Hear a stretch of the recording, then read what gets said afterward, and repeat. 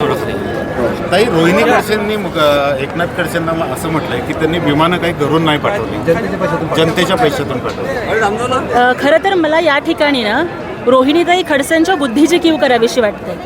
रोहिणीताई, अहो आपला अनुभव किती, आपला आवाका किती, आणि तुम्ही बोलताय किती. एकनाथ खडसे साहेबांची सुकन्या या एकाच पुण्याईवरती तुम्ही राजकारणात तग धरून आहात. आणि आठवत आहे का आपल्याला की माननीय एकनाथजी खडसे साहेबांनी सुद्धा ओपनली सांगितलं होतं की जर एकनाथ शिंदे साहेबांचं विमान वेळेत जर पोचलं नसतं तर माझं विमान कधीच स्वर्गात उडालं असतं, अशी कबुली आणि कृतज्ञता माननीय एकनाथ खडसे साहेबांनी सुद्धा व्यक्त केली.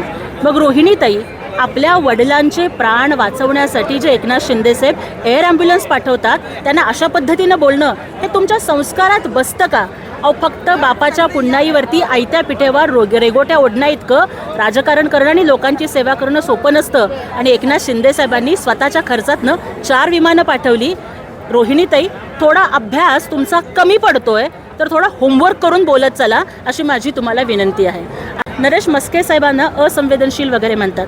मला त्यांना प्रश्न विचारायचा आहे की अहो जे विमानात कधीच बसलं नाहीत त्यांना आम्ही विमानानं आणतो म्हटलं की तुम्हाला मुंग्या चावल्या.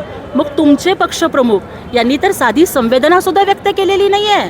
आज महाराष्ट्रातले इतके लोक मृत्युमुखी पडल्यावर, देशावर हल्ला झाल्यानंतर तुमचे पक्षप्रमुख जे स्वतःला महाराष्ट्राचे कुटुंब प्रमुख म्हणवतात ना, ते थंड हवेत बर्फाचा गोळा खातायत का? मग त्याला आम्ही बेशरमपणा म्हणायचा का निलाजरेपणा म्हणायचा, याचं उत्तर तुम्ही आम्हाला द्या.